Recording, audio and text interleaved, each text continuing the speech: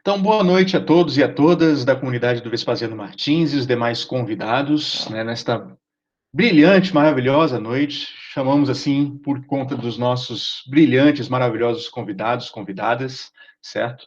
Essa noite, que é uma noite bastante importante na nossa escola, né, uma noite bastante importante também para a Secretaria de Estado de Educação, para o Estado do Mato Grosso do Sul, que é a noite em que nós estamos realizando a primeira, né, de duas noites, arrematando, né, a Semana de Conscientização e Combate ao Relacionamento Abusivo, certo? Que é uma campanha, né, iniciada aí junto à Secretaria de Estado de Educação, junto à nossa escola, junto a todas as escolas do Estado. Aqui no nosso caso, né, nós tomamos essa liberdade de convidarmos, né, os palestrantes, né, que estarão aqui conosco tanto hoje quanto amanhã, tudo esse evento, né, a partir das 19 horas, tanto hoje também como também no dia de amanhã.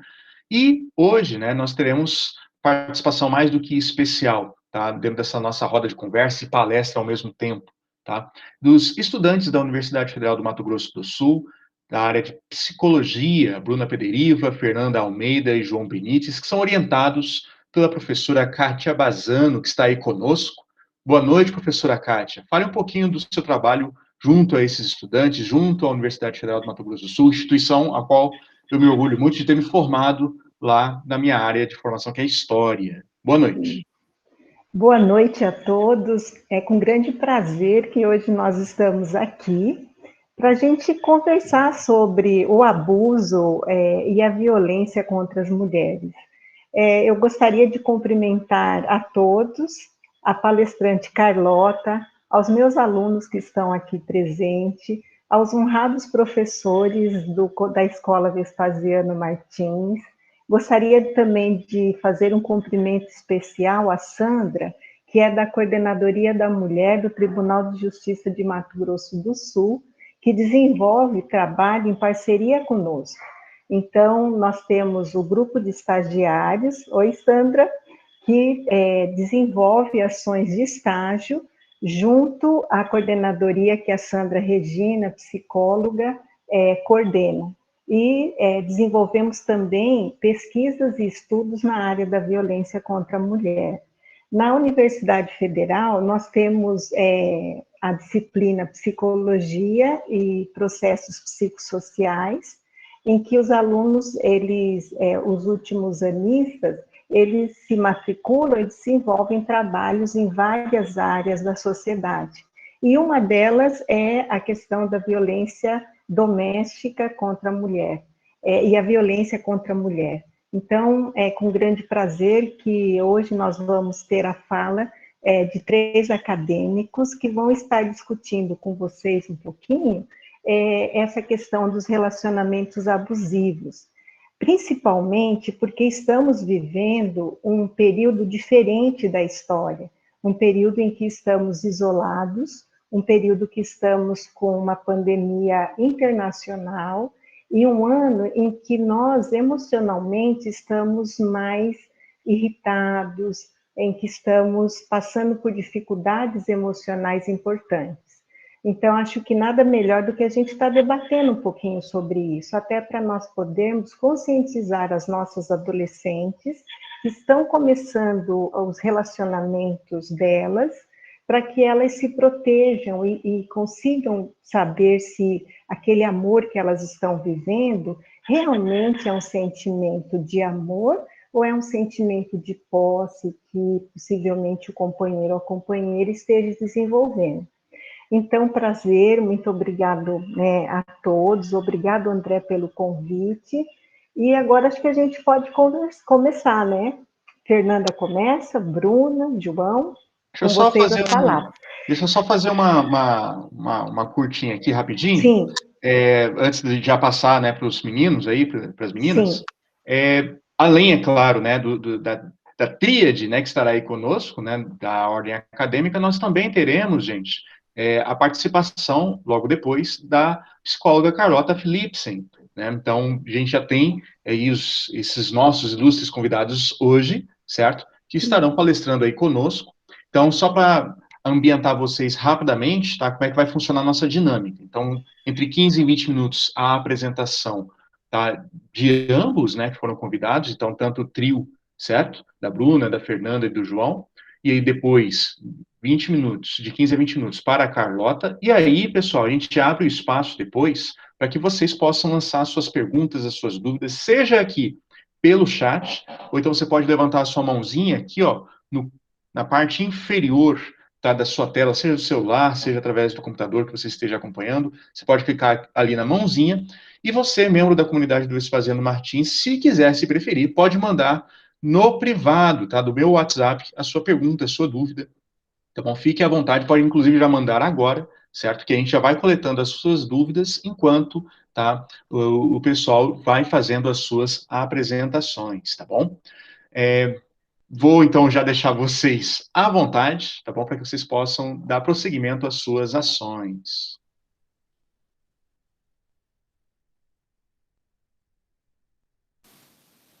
Olá, boa noite. Eu espero que vocês estejam bem, se cuidando. O meu nome é Fernanda Almeida, eu sou estudante do curso de Psicologia da UFMS e hoje eu vou conversar com vocês um pouquinho junto com a Bruna e o João acerca dos relacionamentos abusivos. Boa noite a todos, eu sou a Bruna, também faço psicologia e a gente está muito animado para ter essa roda de conversas com vocês e a gente espera poder passar as informações e esperamos que vocês tenham dúvidas para a gente fazer uma discussão bem legal aqui hoje. Boa noite, eu sou o João Benites, também sou acadêmico de psicologia, orientado da professora Kátia, e espero que seja uma noite proveitosa, porque esse tema é bastante importante da gente discutir.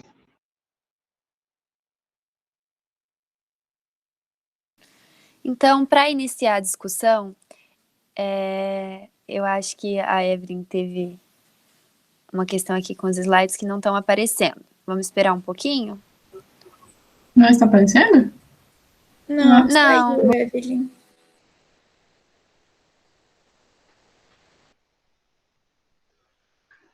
Não tem problema, eu já compartilho agora e já fica mais fácil para vocês, tudo bem? Tudo.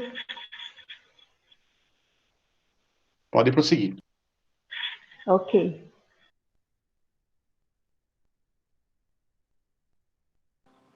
Então, para iniciar essa nossa conversa, eu acho muito importante a gente falar um pouco sobre os números da violência doméstica e do feminicídio no Brasil. E como que eles se associam aos relacionamentos abusivos. Segundo dados do Fórum Brasileiro de Segurança Pública, em 2019, um caso de violência doméstica era registrado a cada 2 minutos. No mesmo ano, 1.206 mulheres foram mortas pelo fato de serem mulheres no Brasil. Esse crime é denominado feminicídio. Normalmente ele é motivado pelo ódio, o desprezo ou o sentimento de perda de controle e da propriedade sobre as mulheres. Na maioria esmagadora dos casos, como vocês podem ver agora ali nos slides, 88,8% deles, o autor foi o companheiro ou ex-companheiro dessas vítimas, denunciando uma triste realidade que pertence ao nosso país, né? As muitas mulheres que não conseguem se libertar dos relacionamentos abusivos a tempo de salvarem suas próprias vidas. Por isso que é tão importante a gente entender e combater esses relacionamentos, que muitas vezes são muito difíceis de ser identificados. E eles começam com o que a gente acha que são grandes demonstrações de amor, de preocupação, mas que, na verdade, eles indicam muito controle, possessão. E, aos poucos, essas vítimas, elas ficam isoladas da família, dos amigos, e o relacionamento acaba se tornando o centro da vida delas, né? Elas passam a não se reconhecer mais e não entender os parceiros. Muitas vezes acabam se culpabilizando pelas brigas e pelas discussões. Desde 2020, com esse cenário de pandemia, os casos de feminicídio cresceram 22,2% em 12 estados do Brasil. Isso porque as taxas altas de desemprego e mais tempo dentro de casa têm aumentado o conflito entre os casais, se tornando mais intensos e recorrentes. Sem contar os diversos casos subnotificados, porque essas mulheres muitas vezes estão isoladas totalmente da sociedade, não têm com quem conversar e compartilhar o sofrimento que elas estão passando. Pode passar o slide, por favor? Obrigada. Por que os relacionamentos abusivos ocorrem? A nossa sociedade ela é construída num sistema que a gente chama de patriarcado. Significa que os homens considerados chefes da família, os patriarcas, eles detêm todo o poder político, a autoridade moral, eles detêm vários privilégios sociais. Na família, a gente vê que até hoje em dia, o pai continua sendo, na maioria das casas, autoridade frente às mulheres e às crianças. Na imagem, a gente vê um suposto pai cobrindo os olhos e as bocas das mulheres, enquanto os filhos homens cobrem os ouvidos da menina. E é justamente isso que os relacionamentos abusivos fazem. Eles cegam, eles calam e eles silenciam. E só o fato da gente estar aqui hoje conversando sobre isso, a gente já está rompendo um pouco com esse silêncio. As relações que são pautadas nos gêneros, e principalmente nas diferenças entre um gênero e outro, colocam os homens como provedores. Os homens são fortes, independentes, totalmente sexualizados, enquanto que as mulheres, elas são os seres domésticos, dóceis, frágeis, submissos. Assim, o machismo, que entende os homens como superiores, se infiltra nos relacionamentos amorosos e em demonstrações exageradas de proteção, de autoridade, controlam as mulheres, diminuindo ou até mesmo acabando com a sua independência, a sua autoestima e a sua liberdade. Agora o João vai entrar um pouco mais nos tipos de violência presente dentro desses relacionamentos. Então, a gente tem muitas vezes uma concepção equivocada de que quando se fala de violência, estamos falando só de violência física. Mas, na realidade, a violência contra a mulher, nos relacionamentos abusivos, ela tem muitas faces, infelizmente. A violência psicológica, que pode vir através de humilhações, agressão verbal, xingamento, atacar a autoestima da pessoa, fazer com que ela se sinta diminuída. Ela pode vir através da violência patrimonial, que é a subtração de objetos da pessoa, controlar o dinheiro dela, quebrar coisas que são objetos de afeto dela, a violência sexual, que os números são alarmantes, né, e cada vez mais, ainda mais nessa pandemia, que é o ato de constranger a outra pessoa a um ato libidinoso que ela não consentiu. E também nós conhecemos a violência moral, que é você atacar a imagem de uma pessoa, difamar, caluniar, fazer com que ela seja mal vista de qualquer forma. Isso também são formas de violência que se falam menos, mas que também são muito prejudiciais. Pode passar, slide. Pode passar para o próximo. Então, como a Fernanda estava falando, o patriarcado é uma estrutura que contribui para que nós tenhamos uma coisa chamada masculinidade tóxica. A masculinidade tóxica ela é uma cultura. A masculinidade tóxica são modelos de masculinidade que se reproduzem e que são associados a comportamentos tidos como naturais, mas que na realidade não são. São construções que, se não são criticadas, se não são pensadas e não são combatidas, elas se perpetuam, como, por exemplo, a ideia de que o homem tem que ser agressivo, a ideia de que o homem tem que se impor, a ideia de que existem certas coisas que são de homem e coisas que não são. E nisso, são prejudicados homens e mulheres, principalmente mulheres, porque são vítimas dessa violência, mas, por exemplo, quando é dito para um homem que cuidar da própria saúde não é coisa de homem, por exemplo, os números de câncer de próstata, porque muitos homens se recusam a fazer um exame de próstata, porque isso seria uma coisa associada a uma não masculinidade. Isso prejudica a própria saúde dele. Então, esses modelos de violência, de agressividade, de hipersexualidade, de imposição da vontade masculina, contribuem para esses números alarmantes que a Fernanda falou, para esse tipo de violência, para todo esse panorama que nós estamos tendo aí. Nisso, uma psicóloga norte-americana, estadunidense, teórica, teorizou que o ciclo da violência ele é uma coisa que se repete, ele tem um certo padrão. Isso acontece nas relações abusivas. Então, num primeiro momento, existe uma tensão que começa a subir, aquela coisa começa a borbulhar, é um momento que o homem se mostra irritadiço, que ele se mostra menos receptivo, fechado, e muitas vezes a mulher tem medo de até chegar a interagir com ele, porque ele pode chegar a quebrar coisas, a se irritar e socar a parede, aquela coisa, né? O segundo momento, infelizmente, é a passagem ao ato da violência propriamente dito, né? Então, a violência física, a violência verbal, a violência sexual, é nesse momento que vai acontecer. O homem pode puxar o cabelo, é uma forma de violência, chacoalhar, beliscar, até essas coisas assim que aparentemente podem, para quem está inserido no relacionamento ali, deixar passar, são formas de violência também. Mesmo essas formas de violência que não sejam dar um soco, mas pode ser um tapa, pode ser, muitas vezes, cuspir na pessoa, são formas de violência também. Esse é o segundo momento. O terceiro momento é um momento que é crucial, porque ele faz com que esse ciclo seja muito complicado, porque é o momento do que a gente chama de lua de mel, é o momento que um homem vai se mostrar arrependido.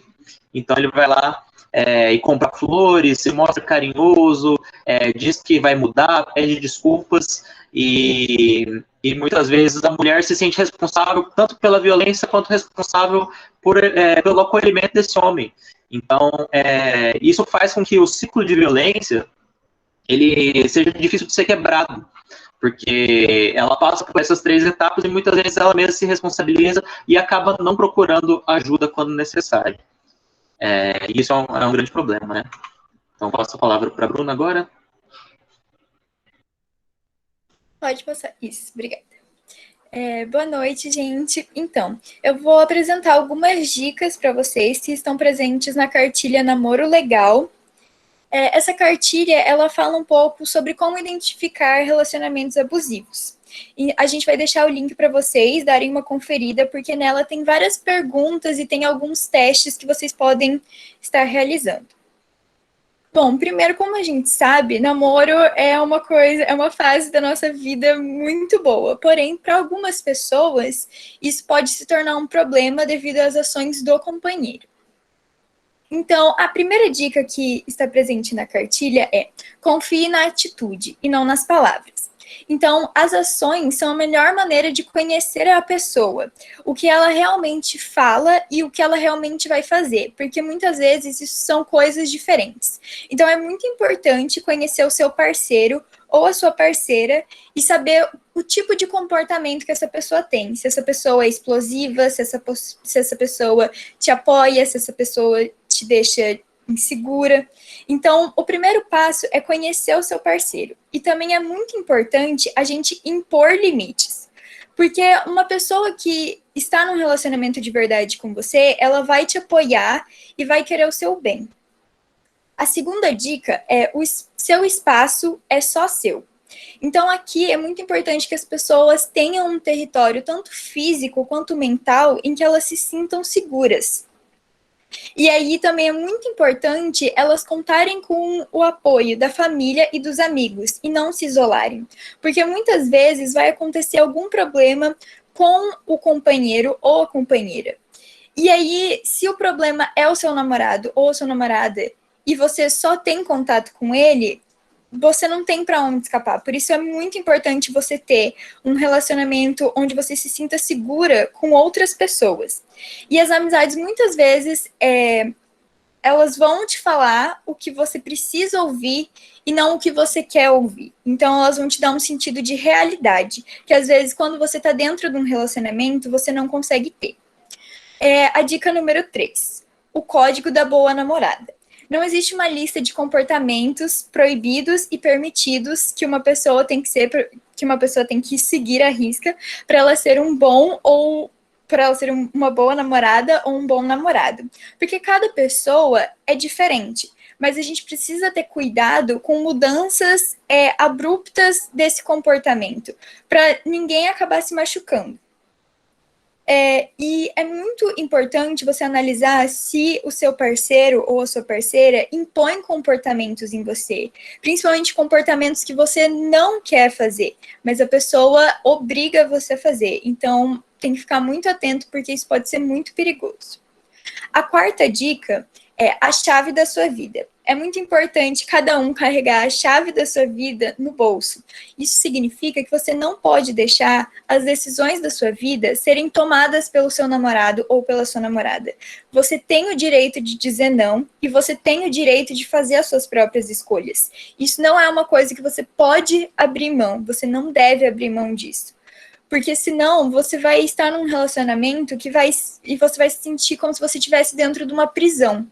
E isso vai acarretar muitos problemas, inclusive muitos problemas psicológicos, e pode levar a uma cadeia imensa de outros problemas. Pode passar o slide, por favor? A dica número 5 é não vá morar no mundo da lua. Aqui, muitas vezes, quando a gente está num relacionamento, a gente está naquela fase apaixonada, onde tudo é lindo e maravilhoso. Só que a gente precisa manter a nossa cabeça aqui na Terra. E a gente precisa ver quem realmente se importa com a gente. Porque, às vezes, pra gente, o nosso relacionamento tá lindo e maravilhoso, porque a gente está desconsiderando algumas ações que o nosso parceiro ou a nossa parceira estão tendo com a gente e a gente não consegue ver o quanto isso é problemático, o quanto isso pode ser abusivo e tóxico. Então, é muito importante você ter um grupo de apoio. Pode ser sua família, seus amigos, pode procurar serviços que te apoiem, mas é muito importante todo mundo ter uma rede onde você se sinta segura para compartilhar tanto as coisas boas, mas principalmente as coisas ruins. A dica número 6. Saia dessa montanha-russa de emoções. Aqui, porque muitos comportamentos, se eles são feitos frequentemente ou tem uma mudança muito abrupta entre o romântico e o agressivo, tem que ficar muito atento a isso, porque isso pode ser muito perigoso. E aqui é quando o seu namorado ou a sua namorada faz você se sentir inseguro, ele não te apoia, ele quer monitorar os seus comportamentos. Aqui tem toda uma lista na cartilha, depois vocês dão uma olhada, de comportamentos que podem ser abusivos e que vão demonstrar essa montanha-russa de emoções. A dica número 7. A fera não vai virar príncipe com o seu amor. O amor não é capaz de mudar um padrão que está naturalizado dentro de alguém. Então, aqui, durante muitos anos, nós construímos a pessoa que nós somos. E não é simplesmente o amor que vai conseguir mudar essa pessoa completamente. Então, tem que ficar muito atento com a pessoa que você vai começar um relacionamento e realmente conhecer ela. Porque, como eu disse, às vezes a gente está apaixonado, a gente acha que é uma coisa, e aí depois a gente vai descobrindo que não é bem assim. Então, se atentar muito a isso, tentar trazer as coisas para a realidade, falar com seus amigos, falar com a família, e ter toda essa rede de apoio para ver se aquilo realmente está sendo saudável para você. Pode passar o slide, por favor. Nós elaboramos um formulário que vocês podem responder de forma online. Nós vamos mandar aqui no chat e vai ser disponibilizado para vocês também depois, que ele é para identificar uma relação abusiva. Esse formulário todos podem responder e ele é bem rapidinho, são perguntas fechadas que você vai marcar lá no Google Forms. Pode passar o slide, por favor. E aqui também, principalmente agora no momento de isolamento, nós vemos um aumento nos casos de violência e dificulta a denúncia. Porque muitas vezes o companheiro está controlando o celular dessa pessoa, com quem essa pessoa fala, o que essa pessoa fala. Então, é muito importante saber os lugares que podem te ajudar. E é muito importante não ter vergonha. Violência não é uma coisa normal. Ninguém deveria passar por um relacionamento abusivo e ninguém deveria tolerar a violência. Então, é muito importante que vocês, se vocês conhecem alguém ou se vocês estão num relacionamento abusivo, que vocês procurem da família, dos amigos, se vocês possuírem alguma religião, ou então ligando nesses números. O número 180 é para a Central de Atendimento à Mulher, o número 100 é para os Direitos Humanos, o número 190 é para a Polícia Militar e o número 197 para a Polícia Civil. Pode passar o slide, por favor. Aqui é o link da cartilha Namoro Legal. Vamos disponibilizar no chat para vocês também depois. E é muito importante que vocês confiram, porque ela tem muitas informações diferentes. Porque aqui, como a gente tem pouco tempo, a gente teve que resumir. Mas, por favor, deem uma olhada. Pode passar. E aqui, quem ama não humilha, não maltrata e não mata.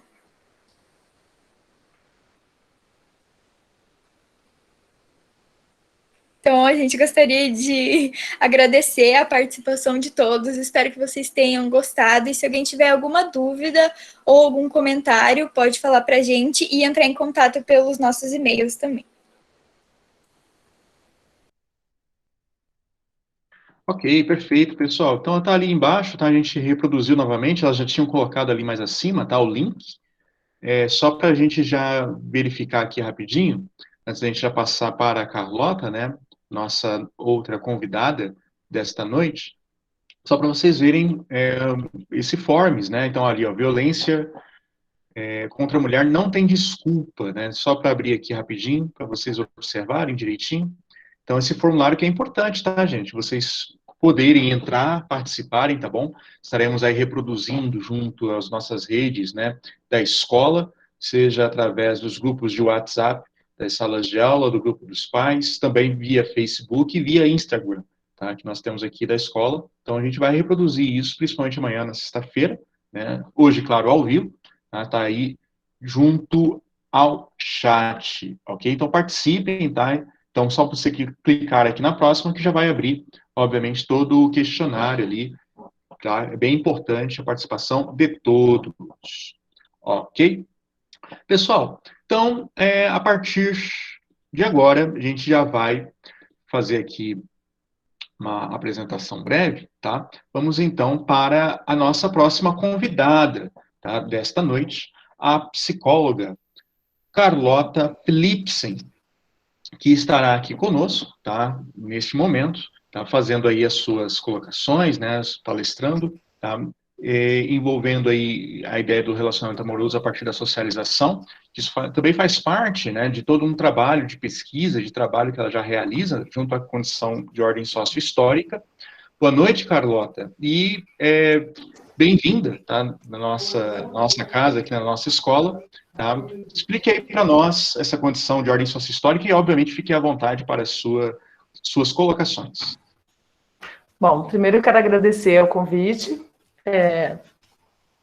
Acho muito importante a gente fazer essas discussões e conversar sobre isso e desmistificar todas essas questões, porque existe uma coisa muito interessante em relação a essa questão dos relacionamentos abusivos, que são questões de ordem emocional e de ordem das próprias relações, o que torna, às vezes, muito difícil. Às vezes, a gente só falar o que não basta para a gente conseguir romper com essa realidade, né, de mulheres que... Porque existe uma crença de que a questão financeira é uma coisa que mantém mulheres em relacionamentos abusivos, e também isso não é uma coisa errada, mas existe também uma vinculação emocional que é muito forte, né, e que faz com que, apesar das muitas mulheres saberem detectar o que é um relacionamento abusivo, quando acontece com nós, com mulheres, né, e eu me coloco porque também faço parte, né, desse grupo que é ensinada a responder dessa forma, né, dessas formas muito específicas. Né? Então, muitas mulheres elas conseguem ver o que é um relacionamento abusivo em outras situações, mas quando elas estão vivenciando, isso é extremamente difícil de ser manejado. Né? E quando a gente conversa sobre isso, a gente parte do princípio que não é uma questão genética, né? Os homens, eles não são geneticamente programados para nos matar. Porque senão a gente não precisaria, não teria sentido a gente ficar discutindo aqui, né? Ou que mulheres são geneticamente frágeis e por isso elas entram, ou até ignorantes, ou burras até, né? Como a gente ouve, né? Que mulher burra que fica nesse relacionamento, né? Fica porque quer, porque que apanha, né? Apanha porque gosta, né? Esse tipo esses tipos de fala que são muito, muito corriqueiros e que fazem com que com que essa realidade não possa ser rompida realmente. Né? Então, assim, não existe nada genético programado para que homens e mulheres se relacionem dessa forma. Né? Existe uma historicidade dentro dos processos de relacionamento, e geralmente, quando a gente fala de formas de se relacionar, a gente está falando de formas que nascem a partir de uma necessidade material, de uma necessidade da produção da vida e da reprodução da vida. Né? Acontece, como os colegas já falaram, né, sobre o patriarcado, que ele é um sistema ideológico e também material, né, com fins materiais, né, da produção da vida, para que as coisas aconteçam dessa forma. Né? Quando a gente pensa historicamente, os casamentos, né, no começo de tudo, os casamentos eles eram arranjados, não existia essa coisa de amor, né? As pessoas não se casavam por amor. As mulheres, principalmente de famílias de famílias com posses, né, justamente para manter essas posses, as mulheres elas eram como uma mercadoria, né? Ela era como a posse daquele pai que passava sua filha para outra família para manter as posses, para manter, né? Então, para que isso acontecesse de uma maneira eficiente, as mulheres sempre foram mantidas nesse ambiente doméstico, né? As mulheres são as rainhas do lar, né? Elas são o ambiente das mulheres é o lar, né? E isso tem muitos problemas, porque isso faz com que a gente fique isolado. Né, e que muitas vezes seja muito difícil a gente construir redes de suporte, redes de apoio, inclusive para detectar esses tipos de violência. E aos homens é a vida social, né, a vida política, tanto que quando a gente olha hoje na sociedade, apesar da gente ter avançado um pouco, né, os homens ainda são a maioria no mundão aí, né, são eles que tomam as decisões, a maioria das decisões desse mundo, né. As coisas elas continuam funcionando dessa forma, porque quando a gente nasce, né, já que não tem nada genético que nos faça reproduzir essas coisas, a gente aprende a ser gente, a gente aprende a ser mulher e a gente aprende a ser homem a partir das relações sociais e a partir dos produtos da cultura, né? Porque todas essas relações, elas encontram também, ideologicamente, a sua reprodução na cultura, né? Como filmes, como discursos que a gente ouve, né? E quando a gente olha para isso, em relação à forma como homens e mulheres recebem estímulos e respondem a eles a partir de receber esses estímulos, a gente percebe que são estímulos muito diferentes, né? As meninas, desde muito cedo, a gente aprende que a gente precisa se dar ao respeito, ou seja, a gente não merece o respeito a priori, a gente precisa se dar ao respeito. O respeito para nós é uma coisa que a gente precisa conquistar. Homens não ouvem esse tipo de coisa, né? Ninguém fala para um homem, ô garoto, senta de perna fechada aí que você precisa se dar ao respeito, né? Isso vai fazendo com que, para nós, esse olhar do outro seja uma coisa muito importante, né? E faz com que a gente entenda que se algo acontece com a gente, é porque a gente não se deu ao respeito, né? Porque alguma coisa a gente fez de errado, né? Os homens, eles não recebem esses estímulos, né? De que dentro de uma relação entre os gêneros, o que eles fazem, eles são responsáveis pelo que acontece com eles, né? E assim, quando a gente fala de relacionamento abusivo, isso a gente não diz que não pode acontecer de homens viverem relacionamentos abusivos.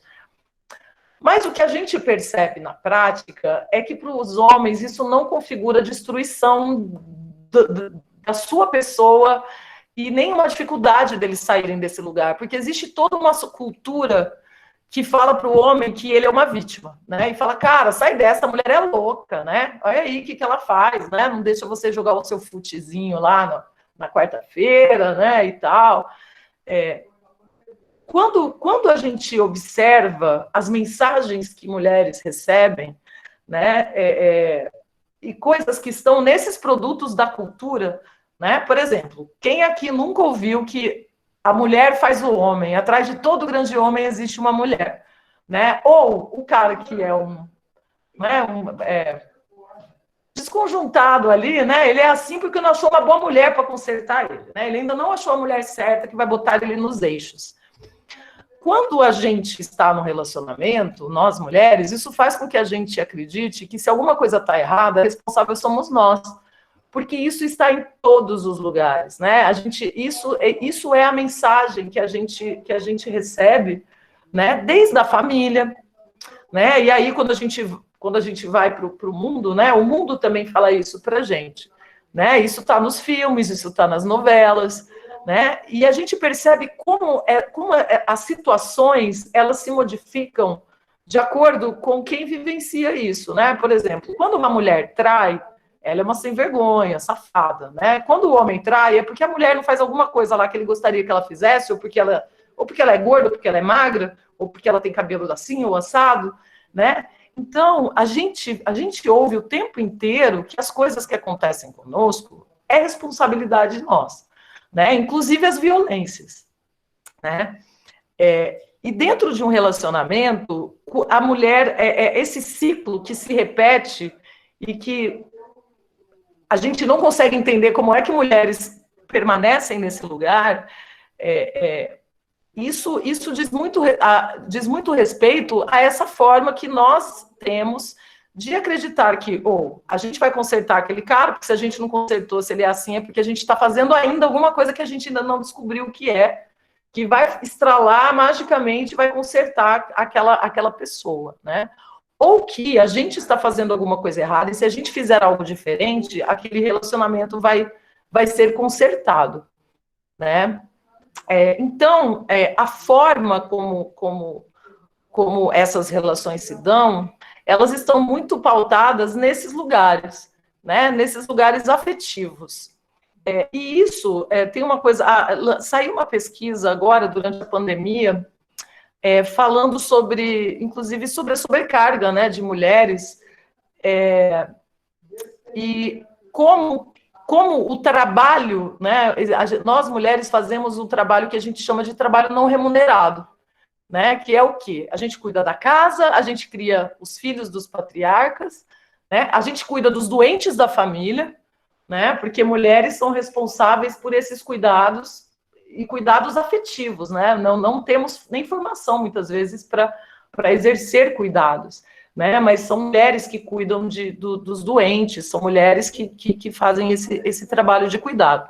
Então, quando a gente pensa numa violência, é importante que a gente entenda o que é que essa violência gera na vida material. Nenhuma ideologia ela surge a priori sem ter alguma aplicabilidade, alguma coisa que gere na produção da vida material, né? Então, todas esses conteúdos que nós mulheres ouvimos, eles servem para que a gente continue nesses lugares, o lugar do cuidado, né? Os colegas falaram, né, da mulher que quando passa por um relacionamento abusivo, ela se sente culpada e ainda quer cuidar do cara, né? Coitado desse cara, né? Ele é tóxico porque ele precisa de ajuda, ou porque ele sofreu na vida, ou porque... Então, assim, nós estamos sempre buscando justificativas nos nossos comportamentos para que a gente entenda essa realidade, né? Eu tinha preparado falar um pouco sobre os tipos de violência também que acontecem dentro de um relacionamento, mas os colegas já falaram, muito, muito bem falado, né? Essa sutileza, inclusive a dificuldade que a gente tem hoje, apesar de vários dispositivos jurídicos, de lidar com o que a gente chama da violência psicológica, né? Como a gente pode mensurar isso, né? Que é uma coisa que é, às vezes, até mais devastadora do que a violência física, porque ela deixa marcas, assim, que muitas vezes imperceptíveis, assim, que a gente não consegue saber que aquele sintoma, que aquilo ali veio de uma violência, né? E isso afeta o nosso comportamento, afeta a nossa vida, afeta todas as nossas relações, né? E é uma coisa muito sutil, né? A violência psicológica, ela é uma coisa muito, existe um limiar ali, né? Para a gente aprender, né? E mensurar o que é realmente uma violência psicológica, né? Bom, eu não sei como que está o tempo. Eu gosto muito do diálogo, né? Eu acho que eu trabalho com mulheres no meu consultório. Eu me formei em 2001. Hoje eu trabalho exclusivamente com mulheres no consultório, né? E sei que tem muita coisa não falada. Eu sei que tem muitas mulheres que gostariam de perguntar muitas coisas, né? Mas muitas vezes a gente não tem nem espaços para dialogar sobre essas coisas. Aí eu gostaria de perguntar para o André como que está o tempo, se eu falo mais um pouquinho, se a gente abre para o diálogo, abre para as perguntas. Olha, se vocês quiserem, a gente já pode fazer esse bate-papo legal aí, né? Eu acho que já está perfeito com a rota. E aí até para a gente já consegue introduzir essa questão, né? Eu acho que já chegou no momento, eu acho que é o que você pretendia mesmo, né? De chegar nesse momento de ter essa troca, né? Sim. E ao mesmo tempo, então, a gente já convida a todos, né? Todas, quem quiser pode escrever aqui pelo chat a pergunta, ou se preferir, tá? Pode levantar a mãozinha aí, ó, na parte inferior da sua tela, seja pelo celular ou então pelo computador. Você clica, como se levantasse a mãozinha, a gente já dá um espaço para que você possa abrir o seu microfone e falar. Pois não, então, vamos começar com Miriane, a diretora adjunta da nossa escola, Miriane Oliveira. Por favor, pode fazer as suas colocações. Olá, bem, boa noite. Então, eu fiquei com uma dúvida, né? Não sei se tem mais gente com essa dúvida. Foi muito clara toda a dinâmica, toda a conversa, muito produtivo. A gente começa a ver de outro ângulo, né? Essa agressão, como ela pode ser. E aí eu fiquei pensando a questão do celular, desse controle. O que é dito, o que é pensado sobre eu ter que compartilhar a minha senha do celular, digamos assim. Ela pode ser compartilhada, mas não pode ser uma obrigação, né? O que a gente pode falar sobre essa senha? Obrigada.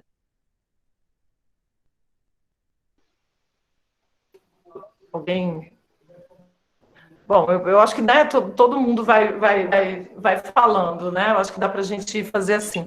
Essa questão porque assim existem aqueles acordos, né, que são feitos dentro dos relacionamentos e que, na verdade, as ações elas podem até ser as mesmas. O que vai definir se aquilo ali é problemático ou não de que forma isso acontece e o que é que isso gera, né? Essa ação, ela está contida dentro de outras. Ela é uma parte do quê? Ela é uma parte de um relacionamento saudável, né? Onde a gente, né? Me empresta seu celular aqui que eu preciso falar com fulano, eu vou pegar no seu e aí eu, né? Vou mandar mensagem no seu celular, não sei onde que está o meu tal.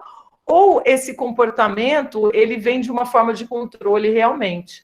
Né? No sentido assim, você precisa me dar a sua senha porque eu preciso ver o que você está fazendo, né?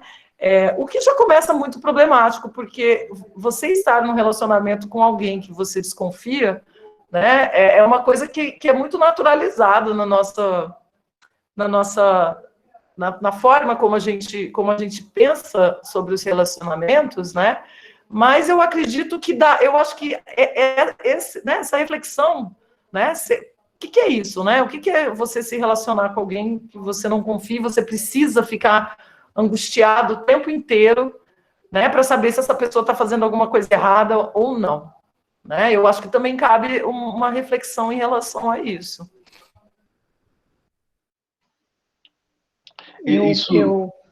Pode falar, professora Kátia, pois não. Não, eu acho importante também nós pensarmos que são controles sutis.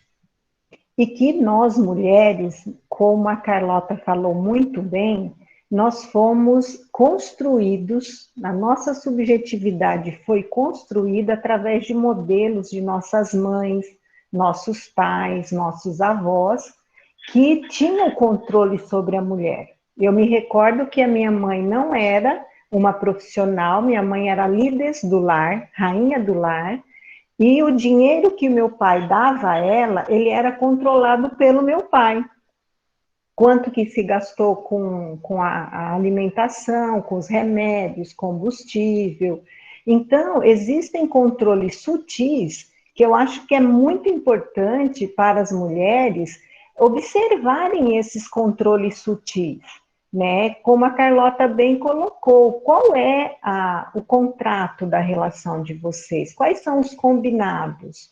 E observar se esse tipo de, eu tenho a senha do celular da minha esposa, porque eu em determinado momento eu olho conta bancária, eu olho com quem se falou, porque são controles que já está naturalizado na nossa sociedade.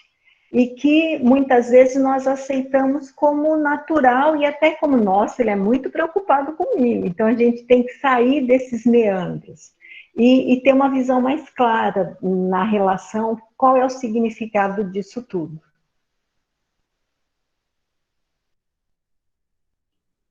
Ok, fazer aqui rapidamente uma leitura, né, aqui da Geisele Marçal da Silva Leão, ela que é professora e coordenadora de Ciências Humanas e Sociais Aplicadas lá de aqui da UANA, Escola Estadual Cândido Mariano, né, tá aí nos acompanhando também. Obrigado pela sua presença, Geisele. Há muitas colocações aqui parabenizando, né, a atuação de todos, né, Bruna, João, Fernanda, Carlota, certo? Principalmente quanto à situação, né, da importância, né, desse evento em relação a isso. Mais abaixo, a Cristiane Flores, né, também parabeniza pela temática, considera o assunto muito importante e acha que deveria ter psicólogo na escola para atender os alunos também que sofrem de algum tipo de abuso. Então, rapidinho, só para, antes da gente voltar para a discussão, até porque eu quero também fazer uma colocação, uma pergunta, na verdade, né? Até pela contribuição da Carlota e da Kátia em relação a essa questão dos mecanismos de controle. Nós temos, tá, Cristiane? Nossa escola, a possibilidade, a partir do instante que o aluno ou a família solicita, tá? Preenchemos um formulário e, a partir disso, solicitar junto à Secretaria de Estado a presença de um grupo de psicólogos, tá bom? Para apoio dos estudantes, não importando o assunto, tá bom? Então, a gente tem esse mecanismo, basta, óbvio, mandar para a gente a mensagem, tá? Pode ser pelo WhatsApp privado, ligando para a escola, enfim, da forma como achar melhor ou mais confortável, para a gente promover esta ação. Inclusive, né, a gente já tem corrido atrás disso, né, envolvendo algumas outras situações, né, de ordem psicológica, não está envolvendo com esse tipo de assunto que nós estamos debatendo hoje, mas que, evidentemente, são muito importantes, ok? Aí, só para a gente já retomar, tanto a Carlota quanto a professora Kátia, né, em relação à questão que me lembra, vocês falaram muito da questão da naturalização, principalmente a Carlota, né, questão da naturalização da ideia do ciúminho, né, tá com ciúme, então tá legal, né? Se não tiver ciúme, não tá legal, né? É muito liberal, não gosta de mim, não me ama. Né? Mais ou menos por aí também, né? Sim, e tem assim, existe uma diferença, né? Quando a gente pensa no contexto do, né, que envolve o ciúme do homem e o ciúme da mulher, né? Geralmente o ciúme do homem é controle, é posse, né? Inclusive, depois que ele termina, né? O cara trai a mulher, arruma outra tal, e aí ela arruma outra pessoa, ele vai lá e mata ela, porque, né? Não aceita, né? O que é meu não pode ser de outra pessoa e tal. E quando a gente pensa no ciúme das mulheres, geralmente é uma insegurança, porque primeiro que a monogamia ela só existe para mulheres, né? Os homens, durante toda a história do patriarcado, homens nunca precisaram ser monogâmicos, né? Inclusive, eu acredito que todas que tiveram contato com mulheres mais velhas sabem que mulheres falam assim: homem é assim mesmo, minha filha. Né? A avó que foi traída a vida inteira e continua, né? Não separa, tal, cuida desse homem quando ele fica doente, na velhice e tal, e naturaliza assim, mas pelo menos é comigo, que é para minha casa que ele volta, né? Todas essas coisas que a gente reproduz como se fosse natural, né? Como se o homem tivesse algum trem genético aí que fizesse ele se comportar dessa maneira. Então, o ciúme da mulher, ele está muito ligado até a forma como nós nos vemos, né? Até essa questão, né? Essa cobrança em relação à beleza, a padrões estéticos que nós temos e homens geralmente não passam, né? Dessa forma massacrante que a gente passa, né? A ponto de mulheres morrerem de fome para fazer dietas, né? Toda essa cobrança que recai sobre a gente, e aí a gente percebe essa diferença entre a forma como o ciúme, em relação a homens e mulheres, ele tem um aspecto um pouco diferente.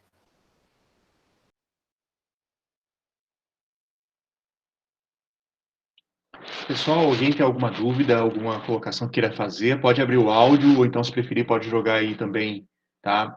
A sua mensagem abaixo, tá bom? Aqui junto ao nosso chat. Uma colocação, dúvida, fique à vontade. Como nós temos muitos professores, coordenadores, pais, mães, eu acho que é importante nós estarmos observando nossas filhas, nossos filhos, nessas relações que eles estão começando, iniciando nessa prática das relações amorosas. Porque, às vezes, eu vejo rapazes de 14, 15 anos com ciúmes, com sentimentos de posse, com controle excessivo. E eu tenho uma larga prática com escola, e eu vejo que eles se empoderam diante dos colegas com essas práticas machistas, né? E isso, as meninas, muitas vezes, entendem que é amor. Como ele me ama, como ele cuida de mim.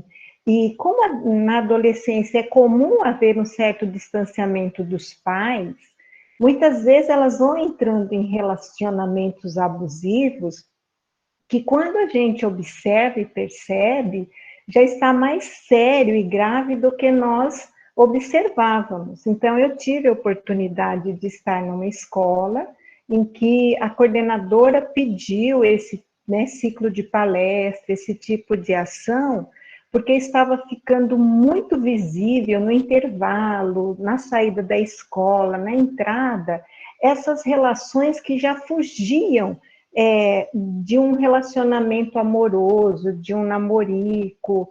Então, eu acho que é importante a gente replicar isso, de nós observarmos nossos jovens, principalmente agora que nós estamos passando por um período político em que o machismo ele está sendo meio que difundido na mídia, né? Homem que ama mata, armas sendo autorizadas, jovens podendo ter armas. Então, eu estou assim, observando que a sociedade ela está caminhando para relações mais violentas.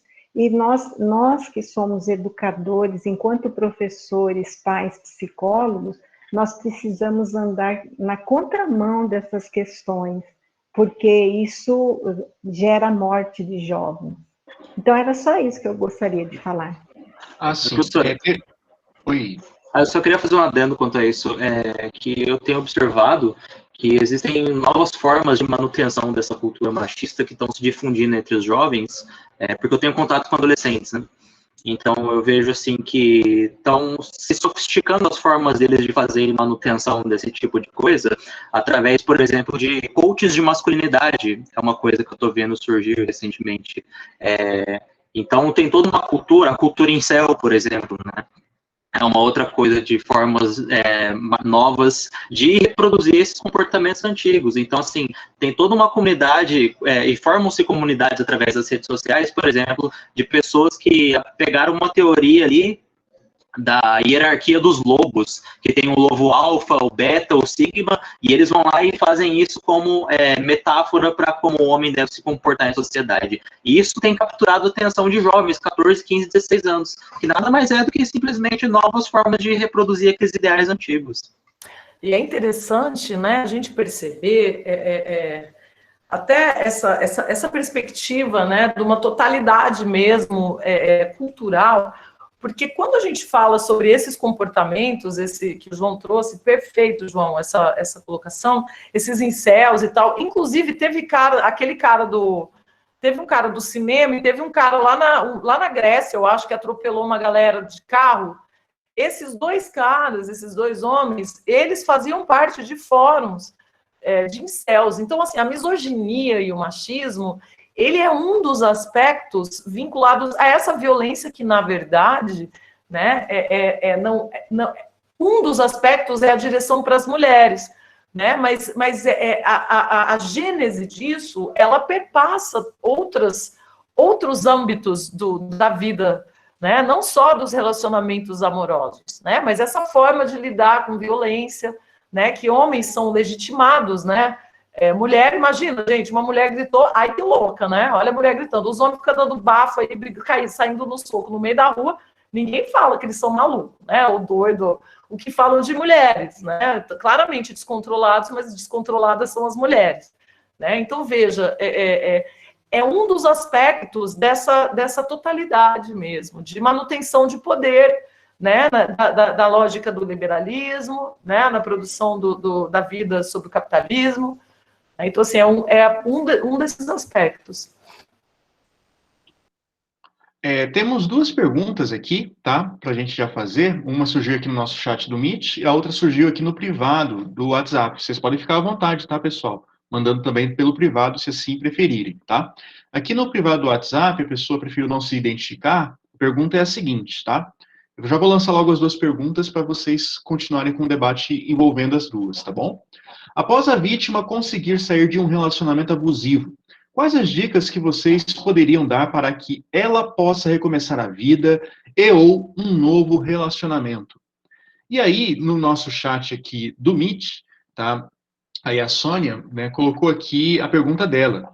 Quais os principais sinais que poderíamos observar em nossos alunos, alunas, se estão em algum relacionamento abusivo?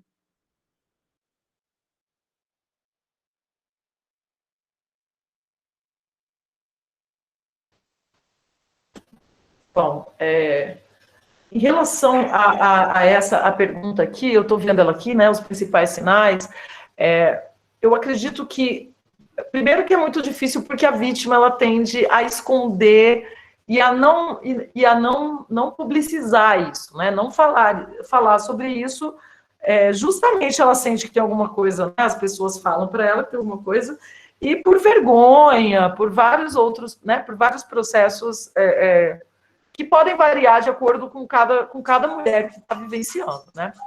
Mas eu acredito que os mais explícitos são o isolamento e dificuldade de tomar decisões sozinha, né? Dificuldade de tomar decisões, porque ela fica tão dependente desse relacionamento que é como se tudo que ela fosse fazer, ela precisasse ter o aval dessa pessoa.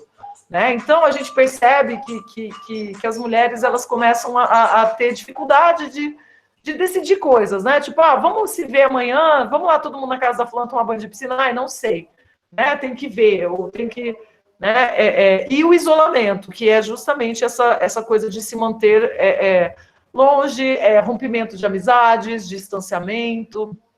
Agora, claro que isso também pode ser sintoma de outras coisas, então eu acho que independente, né, eu acho que qualquer jovem que apresentar esse sinal vale a gente dar uma olhada, né, mas pode ser um relacionamento abusivo. Quanto a outra questão, sobre a coisa, né, sair de um relacionamento abusivo, e foi uma ótima pergunta, porque realmente o que a gente vê de experiência é que quando a gente não elabora isso, a tendência é que a gente vá entrando em relacionamentos abusivos um atrás do outro, assim, né? Aí existe uma fragilidade mesmo da gente perpetuar. Uma coisa que eu percebo no consultório é que a culpa, né? A mulher, quando ela vê que ela estava no relacionamento abusivo e ela consegue sair, ela sente muita culpa, do tipo assim, cara, como que eu fui... Né? Como que eu pude estar nesse lugar? Como que eu pude ficar tanto tempo? Como que eu pude estar lá? Por que eu não terminei antes? Só que isso é um processo que não é legal, né? Não é um processo potencializador, né? Não é um processo que permita ela pensar em formas mais saudáveis, mais nutritivas para ela se relacionar. Né? Então, isso meio que limita e faz com que a mulher acabe até entrando em situações de punição, né? Como se fosse o chicotinho ali, né? Ela fica se punindo, né? E isso dificulta essa criação de relações, de formas de se relacionar mais saudáveis, né? Então, eu acho que essa auto generosidade, né, de entender que você fez o melhor que você pôde fazer naquele momento e que existe toda uma cultura, né, que não é só você, não é um problema seu, né? Eu acredito que esses aspectos sejam importantes. E, Carlota, é importante, assim, deixar claro, principalmente você que é da área clínica, que geralmente as mulheres que viveram relacionamentos abusivos, elas trazem esse modelo de relacionamento para a vida. Então, é importante essas mulheres estarem em grupos reflexivos, rede de apoio, para que ajude a se perceber, porque como a Carlota falou, elas entram em outras relações, apaixonam-se, só que quando elas se percebem, a relação é novamente abusiva. Então, a gente tem nós temos, eu não sei se nós temos redes de apoio social que ajudem essas mulheres a romper com o ciclo da violência. E tem um aspecto muito cruel que acontece em relacionamentos abusivos, é que chega uma hora que essa mulher, ela também começa a reproduzir violência, né? Porque ela não entende aquilo que acontece, né? Ela é vítima de violência e ela começa a ter explosões, e chega um momento que essa mulher começa a ter explosões ou de agressividade ou de autoagressividade, né? E isso ajuda para que atrapalhe ela se perceber como vítima, né? Ela não entende que, na verdade, o que ela está fazendo é uma reprodução e uma tentativa de sobrevivência, né? É uma tentativa, obviamente, totalmente desarticulada, totalmente não saudável, é uma coisa que não... É uma forma, né, que ela não escolheu necessariamente, mas é como se ela não tivesse um repertório para lidar com aquilo de outra forma, né, e ela acaba ficando nesse lugar de né, usei violência, e aí ela começa a se perceber e acreditar que ela é abusiva, que ela é violenta, né, que ela é louca, né, então, essa tentativa de entender mesmo, né? De entender que é essa reprodução mesmo, né? Dessa forma de se relacionar. Bruna levantou a mão. Pois não, Bruna? Sim, eu só queria fazer um complemento sobre essa discussão. Então, acho que assim, sobre os sinais que poderíamos observar em alunos, eu acho que muito essa questão que a Carlota e a Kátia ressaltaram, que o aluno, o adolescente pode ficar mais isolado, depender da aprovação, mas eu acho que também muito importante os pais, os professores, a escola e os amigos também criarem um ambiente onde ele possa se sentir seguro para falar que isso está acontecendo com ele. Então, acho que, assim, reforçar, eu estou aqui para você pode me procurar por ajuda, eu acho isso muito importante, porque na nossa sociedade, às vezes a gente não está prestando atenção no que está acontecendo com o outro. Então, acho que criar esse ambiente, assim, também é muito importante. E sobre a questão de pós um relacionamento abusivo, eu acho também que talvez a ajuda psicológica, procurar um psicólogo, fazer uma terapia também pode ser uma coisa que vai ajudar muito, porque, assim, eu já fiz terapia e nesse ambiente você se sente muito segura para desabafar, para falar tudo que você pensa, e muitas vezes é igual a Carlota falou, você acaba se sentindo culpa, você sente culpa e quer se punir sobre isso, só que isso não é sua culpa. Então, acho que um processo de aprendizado, e eu acho que isso é uma coisa que a gente consegue pelo processo terapêutico. Então, também acho que isso também é uma das opções muito importantes, porque às vezes só conversando com os nossos amigos, eles podem não saber lidar com a situação muito bem. Então, eu acho que procurar uma ajuda profissional seja uma boa opção para você reconhecer o que você já fez, o que você gostaria de mudar, e também para fazer um processo de autoconhecimento, para saber o que você quer. E esse processo de autoconhecimento, assim, é muito bom na nossa vida. Então, eu acho que vai ajudar em diversas questões, não só em combater esse ciclo de relacionamento abusivo. Surgiu uma outra pergunta aqui, tá, para que vocês possam também discutir, né? Teve até um momento que a Carlota até mencionou, né, esse exemplo, né, de um médico brasileiro que foi preso, né?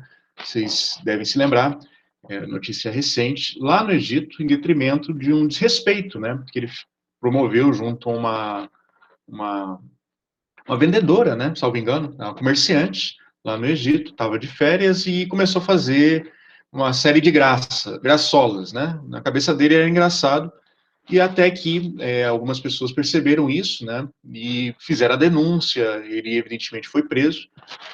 Eu vou até puxar essa pergunta que veio do professor Oliveiro, nosso professor aqui da escola também, com uma outra situação, essa já é um pouquinho mais distante, de ordem histórica, já vai virar histórica, né? Que é na Copa do Mundo da Rússia, em 2018, né? Nós sabemos que a sociedade russa é uma sociedade bem mais conservadora, né, em relação a uma série de outras situações. Há vários elementos de ordem histórica da qual, por exemplo, casos de violência contra a mulher, não se pode nem sequer fazer a denúncia na polícia, né, eles nem entendem dessa maneira, e virou lugar comum. Turistas brasileiros, eu me lembro disso porque eu vi vários vídeos assim, né, turistas brasileiros fazendo esse tipo de graçola, como esse médico fez lá no Egito, lá na Rússia também. Né, principalmente por conta das fanfests, né, que a FIFA, desde 98, né, eles costumam fazer nas Copas, né, reúnem lá os torcedores, então fica aquele monte de gente, né, e ali foi, principalmente na Rússia, né, parece que o pessoal acabou se sentindo estimulado, né, a fazer esse tipo de situação. Acho que aí já junta até essas duas questões aí, tem a ver com essa questão. Que vocês podem mencionar a respeito disso? Acho que principalmente tem essa questão também, né, Carlota, que você mencionou, né? E aí a Kátia também promoveu essa outra observação também, da questão da cultura, do histórico de cultura patriarcal em torno disso. Como que isso pesa, né? Então, como é que isso pesa dentro dessas ações que já se fazem presentes numa sociedade que se diz pós-moderna? É interessante, porque por onde eu comecei falando, né, que na verdade tudo isso ele tem um objetivo, né, não são a cultura né, a gente se constitui, né, no movimento dialético, claro que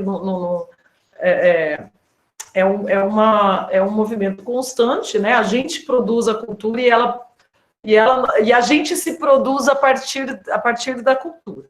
Né? Agora, existe um projeto de manutenção de certas estruturas, né, que são essas estruturas de poder para manter a vida material. Né? Não é uma coisa da ideia, ou porque sim, ou porque... Existe inclusive questões econômicas, né, que são essas questões de que mulheres fazem o que a gente chama de trabalho não remunerado, né, enquanto os homens produzem o lucro e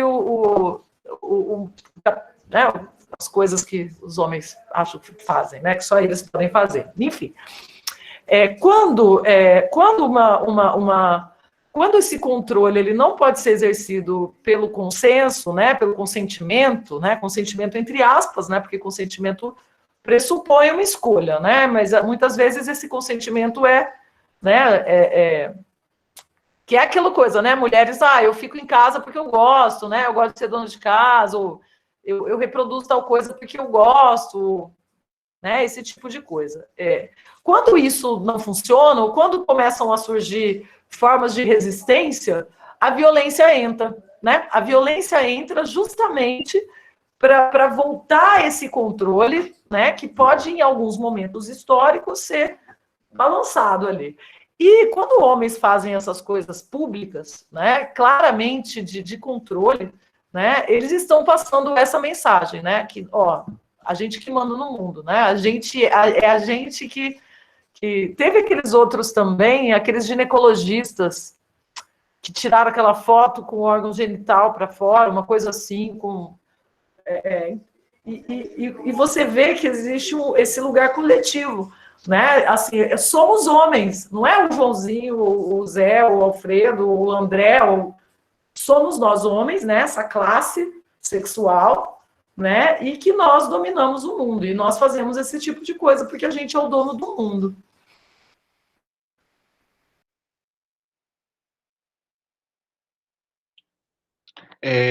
Tem uma outra pergunta também que surgiu agora, junto à professora Nayara, fazer a leitura aqui. Quais ações a escola poderia promover para que os meninos, não meninas, os meninos, tá, identifiquem possíveis ações machistas dentro de suas relações? Então, eu acho que é bem interessante aí a pergunta. Agora eu acho. Pode falar, Fernanda. Eu acho importante fazer um merchanzinho da Faculdade Federal, porque tem um grupo de estudos de uns colegas nossos sobre masculinidade. E eu acho que talvez uma palestra voltada para esse assunto, inserir rodas de conversa, trazer homens que estão estudando sobre desenvolvimento de masculinidade saudáveis, é a melhor forma que a gente tem de combater a violência, né? Porque eu acho que muitas vezes a gente tende a desconsiderar os homens dessa nossa discussão. Mas a gente precisa que eles entendam, assim como nós também, essa construção dessa masculinidade, né? Por que eles estão agindo da forma como estão agindo e quais formas de melhorar isso, né? Então, eu acho que trazer para a escola exemplos de discussões de masculinidade saudáveis, que não é, como a Carlota muito bem disse, não é algo inerente, inato às pessoas, tudo isso é construído.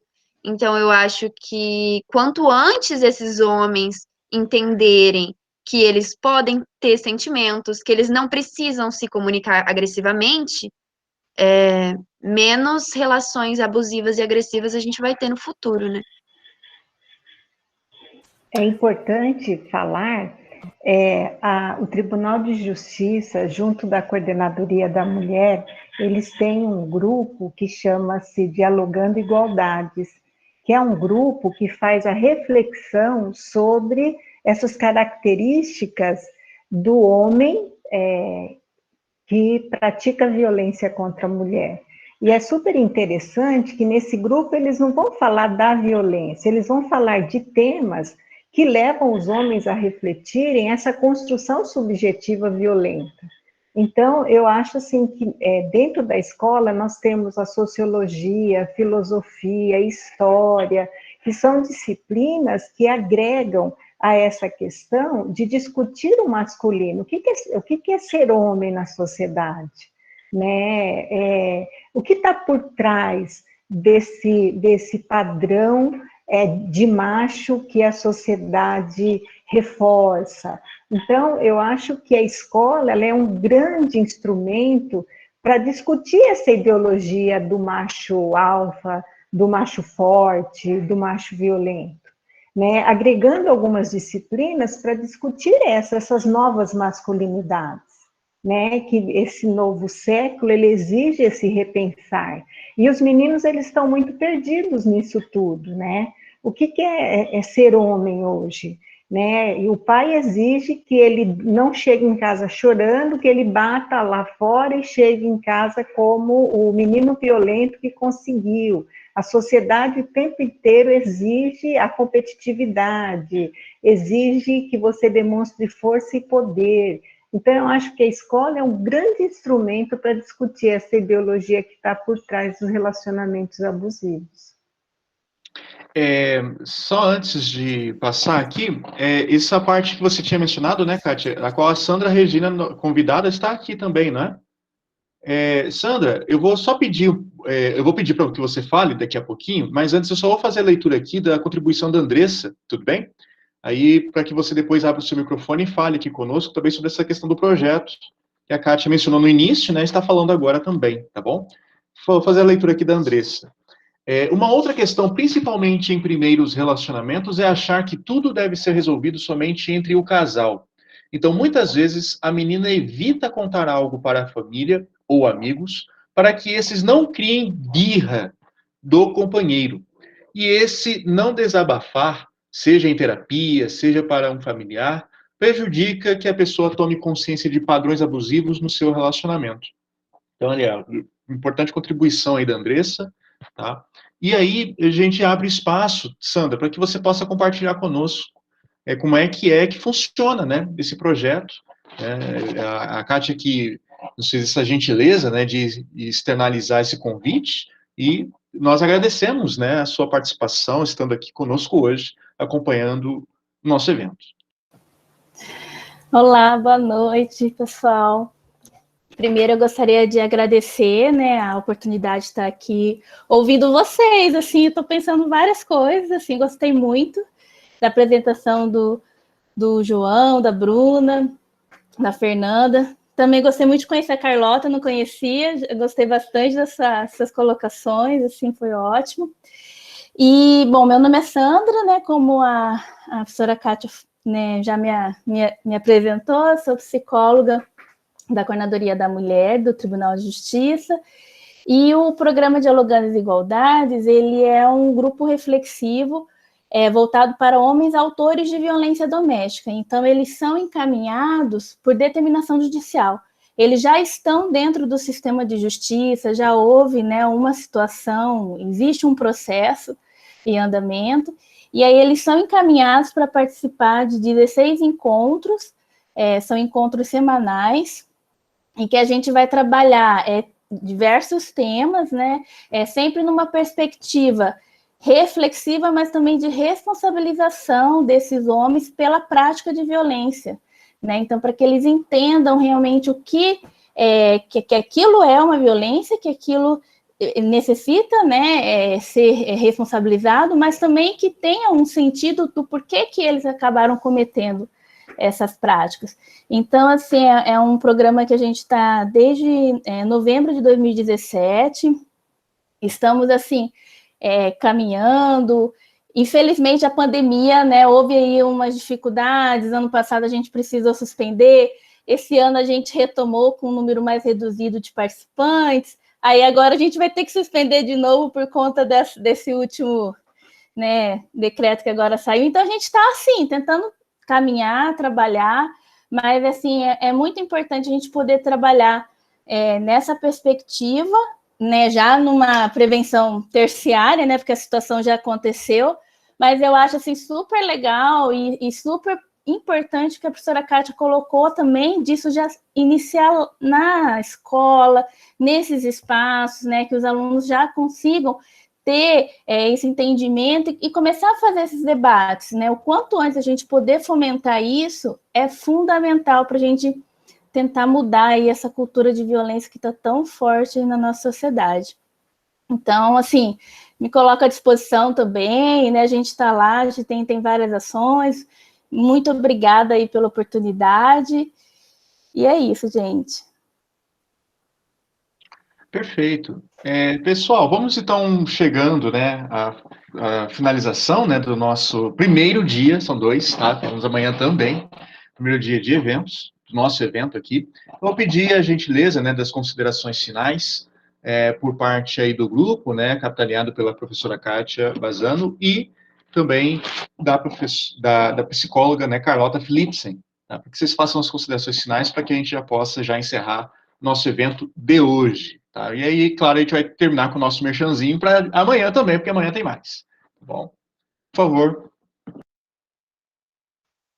Bem, eu gostaria de agradecer a todos os presentes, colocar à disposição o curso de psicologia, a Universidade Federal. Nós temos um grupo de estágio que está aberto a vir conversar com alunos, coordenadores, pais, a respeito disso. E me colocar à disposição também, André, e agradecer a presença de vocês e no que nós pudermos contribuir, a universidade está aqui para somar com todos. Então, boa noite. Bom, queria agradecer mais uma vez. Eu gosto muito desses momentos, que eu acho que é realmente o lugar onde a gente deve atuar, esses espaços coletivos. É claro que o ambiente, né, terapêutico, a clínica, ela é interessante, mas eu penso que, como são processos que são constituídos a partir da coletividade, é nesse lugar que a gente deve, a gente não pode deixar de estar nesse lugar, né, nesse lugar da coletividade, do debate. Me coloco à disposição, o André também tem, né, precisando de falas e tal. Eu vou deixar uma sugestão, tem um documentário, chama The Mask We Live In, eu não me lembro como que ele foi traduzido. E são vários cientistas, médicos, sociólogos, antropólogos, psicólogos, que explicam, né, que falam um pouco sobre essa constituição da masculinidade. E tem os momentos onde os garotos falam, e aí a gente consegue ver como é desumanizador para eles também, né? Esse processo que desumaniza mulheres também desumaniza os homens ao mesmo tempo, né? E é bem interessante para a gente começar a pensar isso, porque toda essa questão da masculinidade, ela se constitui na forma que a gente se relaciona durante a vida, né? Então, isso não é só aí que a gente deve atuar, né? Mas assim, como que a gente está criando, como a sociedade cria meninos e meninas, né? Os meninos, eles são estimulados a serem cientistas, a serem, né, profissionais, e as meninas recebem casinha, bonequinha, princesinha, né? Não que isso não possa ser, né? Mas por que é que só meninas têm acesso a isso e só meninos têm acesso a outros tipos de brinquedo, por exemplo?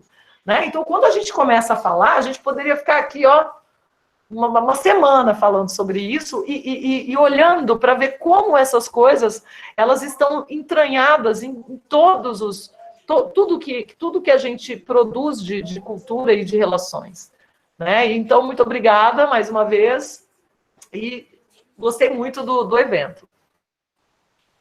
Nós aqui agradecemos a participação de vocês. Sim, pretendemos ficar na cola de vocês, tá?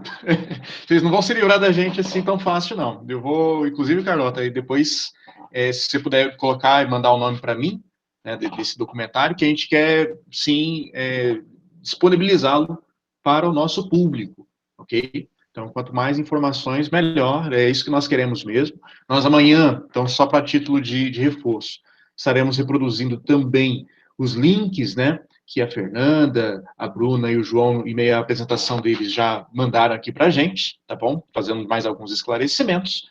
E amanhã tem mais, viu, gente? Amanhã nós teremos, tá? Roda de conversa, junto à nossa palestra também, tá? É uma palestra com roda de conversa, olha lá. Conceitos e procedimentos jurídicos de apoio às vítimas, junto ao analista jurídico ou do Judiciário, Rodrigo Ferreira, tá bom? Isso tudo amanhã, a partir das 19 horas, tá bom, gente?